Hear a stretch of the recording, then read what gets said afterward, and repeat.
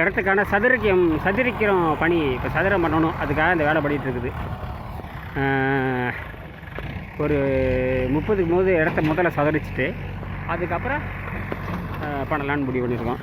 சதுரிக்கும் பணி, இடத்த சுத்தம் பண்ணி சதுரிக்கணும். இப்போ 30 சதுரிக்க சொல்லியிருக்கேன். ஆனால் அகலம் வந்து பார்த்திங்கன்னா நடுவில் ஒரு 11க்கு 24 கீழே வச்சுக்க அப்படின்னு கிழமையில் கட்டடம் இருக்கிற மாதிரி ஐடியா.